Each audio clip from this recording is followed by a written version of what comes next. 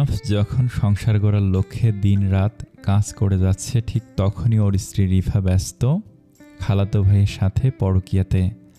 মুনাফের সাথে সম্পর্ক করে রিফার বিয়ে হয়েছে, অর্থাৎ সহজ বাংলায় যাকে বলে প্রেম করে বিয়ে।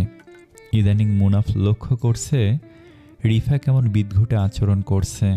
ভারী চিন্তিত হলো ছেলেটা, রিফাকে প্রচণ্ড ভালোবাসে কিনা। মেয়েটার কোনো রকম অসুবিধা হলে নিজেকে দোষী মনে হবে। রাতে পাশাপাশি শুয়ে থাকলেও একে অপরের প্রতি আকর্ষণ নেই, যেন অপরিচিত কেউ। বহুক্ষণ পর মুনাফ বলল, তুমি কি কোনো কিছু নিয়ে চিন্তিত? না তো। হঠাৎ এমন কথা বললে কেন? কেমন যেন মনমরা দেখাচ্ছে, যেন প্রাণ নেই ধরে। ছেলেটার কথায় হো হো করে হেসে উঠল রিফা। কিছুটা কাছে এসে মুনাফের বুকে মাথা রাখল। বুকের ভেতর জমে থাকা যন্ত্রণাটুকু আইসক্রিমের মতো গলে যেতে শুরু করেছে। রিফা ঠিক আছে শুনেই ভেতরটা ভালো লাগছে। আজকাল মন্দ যাচ্ছে মুনাফের ভাগ্য। এই যে একটু আগেও লস করে আসলো। অফিস থেকে ফেরার পথে কখন যে মানিব্যাগটা পড়ে গেছে কে জানে। বেশ অনেকগুলো টাকা ছিল ব্যাগে। ঘামার্ত শরীর নিয়ে দরজায় কলিং চেপে যাচ্ছে, কিন্তু রিফার কোনো নামগন্ধ নেই। এবার বেশ বিরক্ত হলো মুনাফ। রিফার নাম্বারে কল করে দেখল কল বিজি দেখাচ্ছে। আশ্চর্য হলো বেশ, এই অসময়ে কার সাথে কথা বলছে রিফা। কিছুক্ষণ পর নিজ ভাবনায় লজ্জিত হলো, হবে হয়তো কোনো বান্ধবী। মিনিট খানেক দাঁড়িয়ে থেকে আবার কলিং বেল বাজালো। এবার দরজা খুলল রিফা। রোজ হাতের ব্যাগটা তুলে নেয় রিফা, তবে আজ দরজা খুলে লাপাত্তা। মুনাফ বিষয়টা গায়ে মাখল না। সোফায় বসে শার্টের 2 বোতাম খুলে নিয়ে হাওয়া মাখতে লাগলো। শরীরটা ক্লান্ত আর নিস্তেজ। বেশ ধকল গেল আজ। রিফা, ও রিফা, 1 গ্লাস পানি দাও তো। মিনিট অতিবাহিত হলো, তবে পানি এলো না। মুনাফ নিজেই টেবিল থেকে পানি নিয়ে পান করল।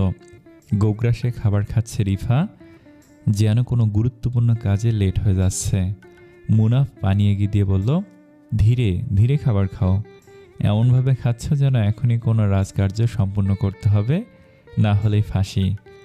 কথাটা রসিকতার ছলে বললেও ও কি জানতো রিফা চটে যাবে। খাবার ফেলে রেখে চলে গেল মেয়েটা। খাবারের গায়ে আঁকিবুকি করতে লাগলো মুনাফ। সামান্যতম রসিকতায় কেউ এভাবে চটে যায়? জানালার কাছে বসে ফোন স্ক্রল করছে রিফা। মুনাফকে রুমে দেখে যেন বিরক্ত হলো।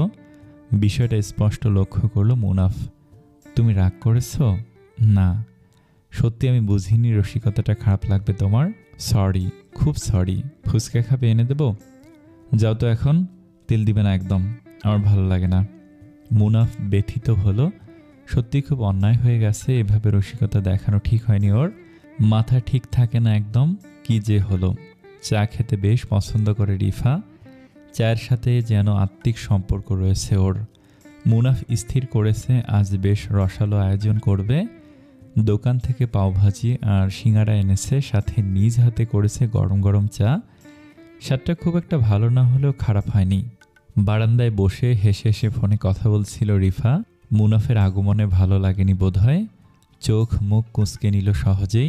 মুনাফ ঠোঁটটা প্রসারিত করে বলল, চা বানিয়েছি, সাথে গরম গরম সিঙ্গারা আর পাওভাজি। কোথায়? টেবিলে রেখেছি। আচ্ছা আসো। মন ভালো হয়ে গেল মুনাফের। যাক, বউটার রাগ অভিমান ভেঙেছে। তবে একসাথে বসে চা পান করলো দুজনেই, সাথে কিছু খোশ গল্পও হলো। দুজনেই যেন সুন্দর হাসি খুশি কপত কপতি। সময়টা বেশ ভালোই গেল। রিফার রাগ কমে যাওয়ার পর বেশ কয়েকটা দিন দুজনের মাঝে মনোমালিন্য হলো না, বরং সুখকর কিছুটা সময় অতিবাহিত করলো দুজনে। মাঝে মুনাফকে এড়িয়ে গেলেও রিফা এখন মুনাফের যত্ন নিচ্ছে খুব, ঠিক আগের মতোই হাসি খুশি। রিফা রান্না করছিল, ফোনটা বেজে চলছে অবিরত। মুনাফের অফ ডে আজ। রিফা রান্না করছিল, ফোনটা বেজে চলেছে অবিরত। মুনাফের অফ ডে আজ, তবে বাসায় কিছু কাজ করছে। রান্নাঘর থেকে হাঁক ছেড়ে ডাকলো রিফা, ফোনটা দাও তো মুনাফ। কিছু সময় পর ফোন নিয়ে এলো মুনাফ।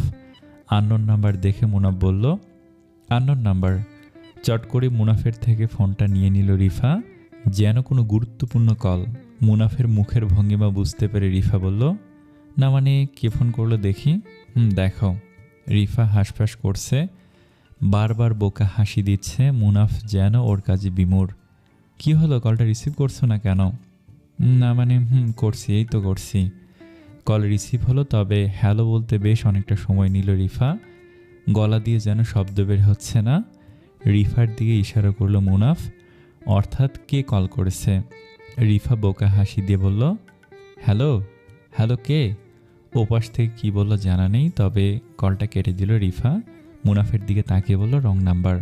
ফোনের ব্যাটারি যাওয়ায় টুং করে শব্দ হলো। রিফা ফোন চার্জে দিতে গেল। মুনাফ তখনও ঠায় দাঁড়িয়ে কিচেনে। কেন যেন ঠিকঠাক হজম হচ্ছে না, হয়তো রং নাম্বারই হবে। মাসখানেক পর প্রথম বিবাহবার্ষিকী। মুনাফ বেশ উত্তেজিত। 3 বছর রিলেশন করার পর ওদের ভালোবাসা বৈধতা পেয়েছে। কজন পারে নিজের ভালোবাসাকে পূর্ণতা দিতে, ওরা পেরেছে, আর ওদের ভালোবাসাও সফল। খুব বেশি কাঠখড় পোড়াতে হয়নি ওদের। মুনাফের পরিবার থেকে বিয়ের প্রস্তাব রেখেছিল রিফার বাড়িতে। সবাই মিলেই সিদ্ধান্ত নিয়েছিল, তবে মনে ভয় ছিল যদি পরিবার রিজেক্ট করে। তবে শেষে ওদের ভালোবাসা পূর্ণতা পেয়েছিল। খুশিতে সেদিন দুজনেই কেঁদে উঠেছিল। রিফা বরাবরই খুবই সুন্দর, তবে আজকাল আরও সুন্দর মনে হয় ওকে। শুনেছিল বাচ্চা হওয়ার আগ মুহূর্তে মেয়েদের সৌন্দর্য বেড়ে যায়। তবে রিফা কি মা হতে চলেছে? তবে কি করে হয়? তবে হলে মন্দ হয় না। মুনাফ বেশ কিছুদিন ধরে ফ্যামিলি প্ল্যানিং করার চিন্তায় আছে। রিফাকে বলতেই রিফা চোখ গরম করে তাকালো। আদুরে কণ্ঠে মুনাফ বলল, একটা বেবি হলে ভালোই তো হবে। 1 বছর হয়নি আমাদের বিয়ের। তো আবার কি? আমাদের বয়সও খুব বেশি নয়, সেক্ষেত্রে অনেকটা সময় আছে। এখন বলো আমাদের বিবাহবার্ষিকীর প্ল্যান কি? প্ল্যান করিনি এখনও। আনরোমান্টিক হাজব্যান্ড, বউকে সারপ্রাইজ করতে হয়, বোঝো না? বিগলিত হাসল মুনাফ। রিফাকে পেছন থেকে জড়িয়ে ধরে কথায় মায়া ঢেলে ক্ষমা চাইল। তাতে বেশ আনন্দিত হলো রিফা। একটু একটু করে এগিয়ে টুপ করে গালে চুমু খেলো। এত দ্রুত ঘটল যে বুঝতে পারল না মুনাফ। কয়েক সেকেন্ড থম মেরে থেকে হেসে উঠল, বলল, কাজটা ঠিক হলো না রিফা, একদমই ঠিক হলো না। আমার সাথে দুষ্টুমি না। দুজনের হাসি মজার মাঝে থাকা সংসারটা মিথ্যেতে গড়া তা কে জানত। টেবিলের ফটো ফ্রেমটাতে একে অপরের দিকে তাকিয়ে আছে মুনাফ, রিফা। তারই পাশে পড়ে আছে রিফার ফোন। অন্য রুমে হাসি খুশিতে মেতে আছে মুনাফ, রিফা। আর এদিকে ফোন বেজে চলছে সে আননোন নাম্বারে। এখন প্রশ্ন, কে জিতবে তবে? বেশ জমকালোভাবে বিবাহবার্ষিকী উদযাপন করলো মুনাফ, রিফা। মেয়েটার ভালোবাসায় মুনাফ নিজেকে সবথেকে লাকি মনে করে। হাসি মজার খুনসুটি দিয়ে একসাথে ডিনার করে বাসায় আসলো দুজনেই। মুনাফের ইচ্ছে ছিল রিফাকে বড় কিছু একটা গিফট দেওয়া, তবে টাকা ছিল না বেশি। ছেলেটা দীর্ঘশ্বাস ফেলে পাশ ফিরতে দেখল রিফা ফোনে মুখ গুজে আছে। মুনাফ বলল, আজকেও ফোন? তোমাকে তো সময় দিয়েছি, তাই না? কেমন কথা এটা, সময় দিয়েছ মানে? রিফা পাশ ফিরে তাকায়। মুনাফের চোখে মুখে কেমন বিরক্ত। এ দৃশ্য দেখে খেপে যায় রিফা। মুনাফের সাথে কথা কাটাকাটি হয়। মুনাফ হতবাক হয়। কি এমন বলেছে যে এমন আচরণ করতে হবে? রিফা অন্য রুমে চলে গেল। মুনাফ পিছু ডাকলো, শুনল না। রিফার মন খারাপ করে দিয়েছে ভেবে বড্ড খারাপ লাগলো মুনাফের। অন্য রুমে গিয়ে রিফার হাত ধরে বলল, সরি রিফা, আসলে আমি একটু বেশি বলে ফেলেছি। আসো ওই রুমে চলো। এই যাও তো, আমার ভালো লাগছে না। রিফা প্লিজ। বললাম তো যাও। দেখো রিফা, আমি আর এমন করব না। ধপ করে শোয়া থেকে উঠে বসলো রিফা। চোখ থেকে জ্বলন্ত আগুন বের হচ্ছে যেন। মুনাফ এক দৃষ্টিতে তাকিয়ে রইল। রিফা বলল, আর একবার এমন করলে ডিভোর্স দিয়ে দেব আমি, কথাটা মাথায় রেখো। রিফার মুখ থেকে এমন কথা শুনে বুকের ভেতর ছ্যাঁত করে উঠল মুনাফের। 2 পা পিছিয়ে গেল ও। রিফা তখনও ফোঁসফোঁস করছে। মুনাফ অনুভব করল এক বিশাল ঝড়। রিফার দিকে এগোতে গিয়েও ও পারল না আর এগোতে। সারা রাত ঘুম হয়নি মুনাফের। কাল রাতের ঘটনা ওকে এলোমেলো করে দিয়েছে। ভালো লাগছে না কিছুই। মুনাফ কতবার পাশের রুমে উকি দিয়েছে তার হিসেব নেই। বুকটা কেমন শূন্যতায় ভরে গেছে। ঘুম থেকে উঠে ফ্রেশ হলো রিফা। একটা কথাও বলল না মুনাফের সাথে, অথচ রোজ কত কি কথা হতো। মুনাফ নিজে এগিয়ে গেল রিফার কাছে। রিফা কিছু বলল না। মুনাফ কান ধরে বলল, সরি রিফা, আর এমনটা হবে না, প্লিজ মাফ করে দাও। এই ছোট্ট শব্দটিতে কতটা বিরক্তি আছে তা স্পষ্ট অনুভব হলো মুনাফের। রিফা এখন হালকা হালকা কথা বলছে, তবে স্বাভাবিক হচ্ছে না কিছুতেই। মুনাফ ঠিক করলো অফিস থেকে ফেরার পথে ফুল নিয়ে আসবে। নাস্তা করে বেরিয়ে পড়ল মুনাফ। প্রতিদিনের মতো কর্মবিরতিতে ফোন করার অনুরোধ করল না রিফা। বিষয়টা ব্যথিত করলো মুনাফকে, তবে ভেতর থেকে একটা শান্তি অনুভব হলো। রিফা তার সাথে কথা তো বলছে। অফিস শেষে মাঝ পথে এসে পড়েছে, ঠিক তখনই মনে পড়ল ফুলের কথা। জিভ কাটল মুনাফ, কি ভুলটাই না হলো। ক্লান্ত শরীর ঠেলে হাঁটা পথেই ফুলের দোকানে গেল। কিছু ফুল নিয়ে বাসায় ফিরল। দরজা খুলে ফুলগুলো দেখে কোনো প্রতিক্রিয়া করল না রিফা, যার ফলে মন খারাপ হলো ওর। খাবার টেবিলে রাখা আছে, খেয়ে নিও। আচ্ছা রিফা, ফুলগুলো এনেছিলাম। ফুল হাতে নিল রিফা, মুখের ভঙ্গিমা বোঝা যাচ্ছে না। ফুলগুলোতে তাকিয়ে থেকে তাচ্ছিল্য মাখা হাসি দিয়ে বলল, এসব ঢং আমার পছন্দ না। বউয়ের জন্য ফুল আনাকে ঢং বলল রিফা। এটা কি সত্যি ঢং? আশ্চর্য হয়ে গেল মুনাফের মন। বুকে হাত বুলিয়ে হাত মুখ ধুতে গেল। মুখে পানির ঝাপটা দিয়ে আয়নাতে তাকাতেই নিজেকে অসহায় অনুভব হলো। কেমন যেন গুমোট পরিবেশ, ঠিক যেন প্রলয়ঙ্কারী ঝড় আসার পূর্বের স্তব্ধতা। রাতের খাবার খাওয়ার সময় সবটা স্বাভাবিক ছিল মুনাফের কাছে, তবে এখন সবটা এলোমেলো লাগছে। একটু আগেই রিফা এসে জানালো ডিভোর্স চাই ওর। বিষয়টা কতটা বাজে অনুভূতি দিল তা কেবলমাত্র সেই জানে। প্রথম দিকে বিষয়টাকে মজা ভেবেছিল মুনাফ, তবে এখন উল্টো মনে হচ্ছে। খুব চেঁচাচ্ছে রিফা, বলছে থাকবে না এই সংসারে, কিছু নেই এখানে, তাই এখনই ডিভোর্স চাই। মুনাফ আবারও অসহায় হাসি দিয়ে বলল, মজা করছো রাইট? I am serious. তুমি কি করে এমনটা বলতে পারো রিফা? আমরা ভালোবেসে বিয়ে করেছি। ভুল করেছি আমি। রিফা, আমার কোনো দোষ থাকলে বলো, আমি সব ঠিক করে দেব। বললাম তো ডিভোর্স চাই আমার। কথা শেষ করে চলে গেল রিফা। মুনাফ মেঝেতে বসে পড়ল। চোখ দিয়ে টপ টপ করে পানি ঝরছে। সত্যি কি নিষ্ঠুর প্রেম। রিফার কথা শুনে রিফার মা অবাক হলেন। মেয়ের প্রতি কান্ত হয়ে দুটো থাপ্পড় বসিয়ে দিলেন। তাতে যেন আগুনে ঘি ঢালার মতো তেতে উঠল রিফা। বলল, আমি থাকবো না বলেছি তো থাকবো না। আমার ডিভোর্স লাগবে, আর সেটা যত দ্রুত সম্ভব। কেন ডিভোর্স দিবি তুই? মুনাফকে তুই ভালোবেসে বিয়ে করেছিস।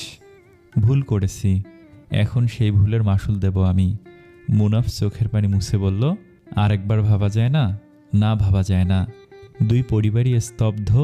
কে কি বলবে যেন ভাষা খুঁজে পাচ্ছে না। একপাশে বসে পাগলামি করতে লাগলো রিফা, যেন মুনাফের সাথে থাকলে এখনই গলায় ফাঁস দিয়ে আত্মহত্যা করবে ও। মুনাফের মা কাঁদছেন। ছেলের বউ এমনটা কেন করছেন ঠিক অনুধাবন করতে পারলেন না তিনি। বারবার মুনাফকে দোষারোপ দিয়ে বলছেন, বৌমার কাছে ক্ষমা চা। মুনাফ নিজের ভুল বুঝতে পারল না, তবুও বারবার ক্ষমা চাইল সবার সম্মুখে। তবে রিফা নারাজ, তার ডিভোর্স চাই। দুই পরিবার মিটিংয়ে বসলো। মুনাফের অবস্থা ভালো না। সবাই যখন বলল, কি করবে তুমি, তখনই হাউমাউ করে কেঁদে দিল ছেলেটা। বুকটা শূন্য হয়ে যাচ্ছে ওর। সবাই একে অপরের মুখ চাওয়াচাওয়ি করছে। রিফা কর্কশ কণ্ঠে বলল, যদি ডিভোর্স না পাই তো আমি বিষ পান করে আত্মহত্যা করব। উপস্থিত থাকা সকলে কিছুটা ঘাবড়ে গেলেন, কারণ রিফা কয়েকবার উঠে গেল রুমের দরজা দিতে। মুনাফ হতভাগ, কি এমন দোষ তার? গ্রামের সবাই স্থির হয়েছে এক স্থানেই। রিফার গ্রামের বড় বড় ব্যক্তি আর মুনাফের গ্রামের গণ্যমান্য ব্যক্তিরা বিচার করবেন। রিফাকে আনা হলো। মুনাফ আগে থেকেই সেখানে বসেছিল। রিফার দিকে মায়ের দৃষ্টিতে তাকালো, তবে রিফার চোখে মুখে তাচ্ছিল্য। চেয়ারম্যান বললেন, তোমরা তো ভালোবেসে বিয়ে করছো, তাহলে এখন ডিভোর্স কেন চাও? কারণ আমি ভুল করেছি, ওর সাথে থাকতে চাই না আমি। আর তুমি? মুনাফকে উদ্দেশ্য করে কথাটা বললেন চেয়ারম্যান। কয়েক ফালি দীর্ঘশ্বাস ফেলে মুনাফ বলল, আমি ডিভোর্স চাই না। কথাটা বলা মাত্র কোমর থেকে ছোট ছুরি বের করে রিফা বলল, ডিভোর্স না পেলে আমি এই মুহূর্তে আমার হাতের রক কেটে ফেলব। সকলে আতঙ্কগ্রস্ত। কয়েকজন মহিলা রিফার থেকে ছুরিটা নিয়ে এলেন। ইতিমধ্যে চেয়ারম্যান বসা থেকে উঠে দাঁড়িয়েছেন। তিনি বুঝে গেছেন এদের ডিভোর্স না হলে রক্তারক্তি হবেই। মুনাফ নিজেও এখন সিদ্ধান্ত নিয়েছে, রিফা যা চাইবে তাই হবে। তবে ভেতরটা চাইছে না সেটা। চেয়ারম্যান সবার সাথে আলোচনা করে বললেন, এভাবে তো সংসার হবে না, কত ভেজাল হচ্ছে দেখতেই তো পারছেন সবাই। তাছাড়া কাউকে সংসার করার জন্য জোরাজুরি করার অধিকারও আমাদের নেই। এখন সিদ্ধান্ত হলো দুজনের ডিভোর্স করিয়ে দেওয়া। রিফার ঠোঁটের কোণে হাসি, আর মুনাফের চোখের কার্নিশে জল। মিথ্যে ভালোবাসার মায়ে পড়ে বিসর্জন দিচ্ছে মূল্যবান অশ্রুজল। ডিভোর্সের দিন প্রচণ্ড কান্না পাচ্ছে মুনাফের, অথচ রিফার মুখে লেগে আছে ৩২ দাঁতের হাসি। মুনাফ নিজের ভালোবাসা রক্ষার্থে শেষবারের মতো এগিয়ে যায় এক ব্যর্থ চেষ্টায়। রিফার হাত দুটো বুকে চেপে ধরে বলে, রিফা, আমাকে ছেড়ে থাকতে পারবে তুমি? আমি তোমাকে খুব ভালোবাসি। কি আছে তোর? না আছে টাকা, আর না দেখতে ভালো। কথাটা কতটা অপমানজনক তা বলার বাহিরে। মুনাফের রাগ হলো খুব নিজের প্রতি আর রিফার প্রতি। ইচ্ছে হলো রিফাকে সাথে নিয়েই মরে যেতে। হাজারো কষ্ট নিয়ে মুনাফ বলল, জামাই হারালে জামাই পাবা, তবে এই যে আমি, মুনাফ নামক মানুষটাকে আর পাবা না। ভালো থেকো ভালোবাসার মানুষ হিসেবে, এটাই চাইব। তবে প্রতারণার জন্য আমার অভিশাপ রইল, কখনো সুখী হবে না তুমি। টাকা থাকলে সুখের অভাব হয় না, টাকা দিয়ে সুখ কিনতে পারবো। রিফার কথাতে তাচ্ছিল্য হাসল মুনাফ। কষ্ট হচ্ছে খুব, তবে ভাগ্য যে ওর সাথে নেই। আফসোস, ভুল মানুষকে ভালোবেসেছে ও। ডিভোর্স পেপারে সাইন করার পূর্বে মুনাফ বলল, আল্লাহ যেন তোমার আগে আমার মরণ না দেয়, আমি যেন তোমার পতন দেখে তারপরই মরতে পারি। এখন আমি ৩০ লাখ টাকার মালিক। ম্যাডাম ডাকবি, বুঝেছিস? ম্যাডাম ডাকবি ফকিন্নির বাচ্চা। আরে বেইমান, আমি ৩০ বিঘা জমির মালিক, কম করে হলো ২ কোটি টাকার মালিক। তুই বুঝলি না সেটা? ওটা তো তোর বাবা মায়ের জমি, তোর কিছুই নেই। বেইমান, যা চলে যা তুই, চাই না তোর মিথ্যে ভালোবাসা। তাচ্ছিল্য হাসল রিফা। ওর দিকে তাকিয়ে রইল মুনাফ। তবে রিফা কি করে ৩০ লাখ টাকার মালিক কথাটার মানে বুঝতে পারল না। ডিভোর্স পেপারে চোখ রেখে আরেকবার তাকালো রিফার দিকে। মেয়েটার ঠোঁটের কোণে হাসি লেগে আছে। মুনাফ অনুভব করলো এই হাসির মাঝে লুকিয়ে থাকা মিথ্যা অভিনয়। চোখ বন্ধ করে শ্বাস নিয়ে সাইন করে দিল পেপারে। বিচ্ছেদ ঠেকানোর কোনো উপায়ই আর রইল না ওর। যে রিফা ওর বুকে মাথা রেখে ঘুমাতো, সেই রিফা আজ পরনারীতে পরিণত হলো। একটা সাইন কতই মূল্যবান। বাসায় ফিরে দরজা লাগিয়ে কান্না করলো মুনাফ। পুরো ঘরময় ছড়িয়ে আছে রিফার স্মৃতি, ভালোবাসার কত শত মিষ্টি কাহিনী, অথচ এগুলো সব নাকি মিথ্যে। পাশের টেবিলে থাকা সেই ফটো ফ্রেমটা বুকে নিয়ে চিৎকার করে উঠল। ক্রন্দনরত অবস্থাতেই বলতে লাগলো, কেন এমনটা করলে তুমি? কেন আমার সাথে মিথ্যে ভালোবাসার অভিনয় করলে? মুনাফের কষ্ট চোখে দেখা যায় না। ছেলেটা এভাবে প্রতারিত হবে তা সকলের কল্পনার অতীত ছিল। ওর মাথায় হাত বুলিয়ে চলে গেল সকল বন্ধুরা। সান্ত্বনা দেওয়ার ভাষা নেই কারোই। তবে একটা কথা সত্য, নজিরবিহীন ঘটনা সাক্ষী হলো সকলেই। নিষ্ঠুর সেই ঘটনা। খাবার পড়ে আছে, তবে খাবার মুখে তুলল না মুনাফ। চোখের নিচে লেপ্টে আছে শুকিয়ে যাওয়া পানি। সারা রাত অবিরত কান্না করেছে। কত শত পাগলামি করলো কাল রাতে। ভাবনার মাঝে চোখ যায় টেবিলের এক কোণে থাকা ফোনটার দিকে। কাল যাওয়ার পূর্বে ফোনটা বেডে ছুঁড়ে রেখেছিল রিফা, কারণ এটা মুনাফের দেওয়া উপহার ছিল।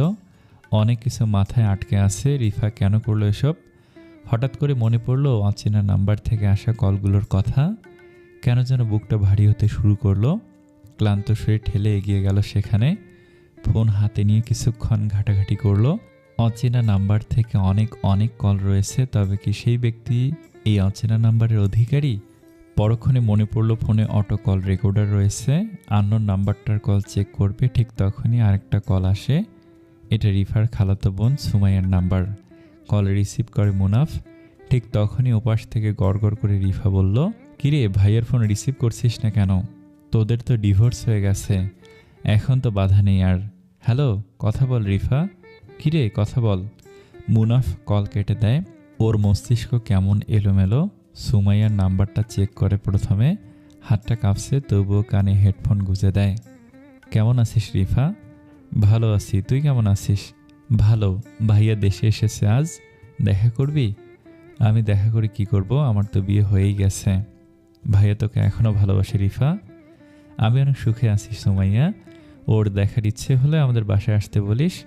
আর আমার স্বামী আমাকে অনেক ভালোবাসে, আমি ওকে ধোকা দিতে পারবো না। শোন রিফা, মুনাফের কি আছে? না আছে টাকা পয়সা, আর না দেখতে ভালো। আমার ভাইয়ার সব আছে। রিফার দীর্ঘশ্বাস শোনা গেল। কয়েক সেকেন্ড পর রিফা বলল, তা ঠিক, তবে মুনাফ তো আমাকে ভালোবেসে বিয়ে করেছে, তাই না? ওর কি হবে তাহলে? শোন, তুই মুনাফের আগে আমার ভাইয়ের সাথে রিলেশন করতি, হঠাৎ ব্রেকআপ হয়েছে, তোর জন্য ভাইয়া দুবাই চলে গিয়েছিল, আর এটা তুই ভালো করে জানিস। জানি তোর ভাই আমাকে পাগলের মতো ভালোবাসে, কিন্তু এখন আর সম্ভব না রে। মুনাফ নিষ্পলক তাকিয়ে, তার মানে সুমাইয়ার ভাইয়ের সাথে রিফার রিলেশন ছিল আগে, আগ্রহ হলো ওর, সবটা জানার আগ্রহ। তারপর আবার একটা কল, 10 নভেম্বর কলটা এসেছিল, আর সেটা সে আননোন নাম্বারের কল। কলটা অন করলো মুনাফ। ওপাশ থেকে একটা ভরাট পুরুষালী কণ্ঠ বলল, কেমন আছো? এই তো ভালো আছি, তুমি কেমন আছো? আলহামদুলিল্লাহ ভালো আছি। কোথায় আছো তুমি? মায়ের বাড়ি। কেন? ওকে আসছি আমি, তোমাদের বাসায় যেতে 10 মিনিট লাগবে আমার। ওকে আসো তাড়াতাড়ি, আমি ঘুমিয়ে পড়ব। ওকে যান, আসছি।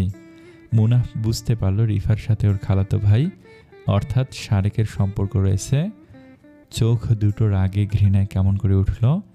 এখন আর নিজের প্রতি রাগ হচ্ছে না, বরং ঘৃণা হচ্ছে এমন এক মেয়েকে ভালোবাসার জন্য।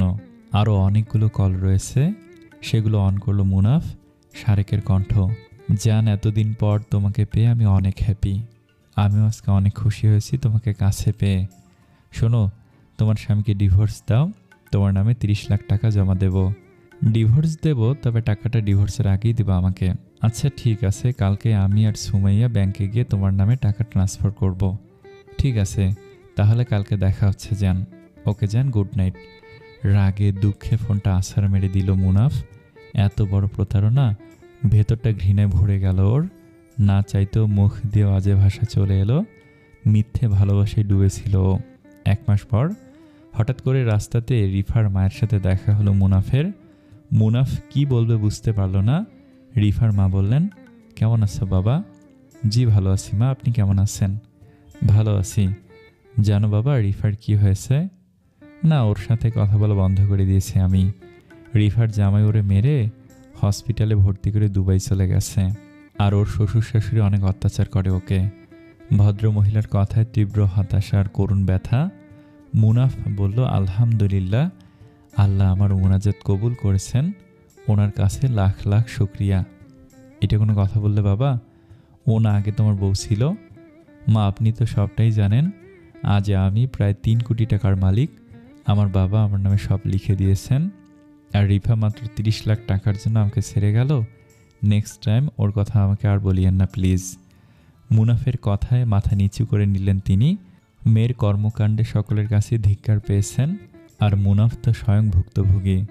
মলিন মুখে বললেন, আচ্ছা ভালো থাকো বাবা। জি মা। বিদায় জানিয়ে চলে গেল মুনাফ। আজ বহুদিন পর চোখে মুখে তৃপ্তির হাসি, যে হাসির মানে একটাই, মিথ্যে তোর ভালোবাসা, মিথ্যে তোর পতন। ঘটনাটি সত্য ঘটনা অবলম্বনে। ভিডিওটি ভালো লাগলে প্লিজ একটা লাইক করবেন। ধন্যবাদ সকলকে। আসসালামু আলাইকুম।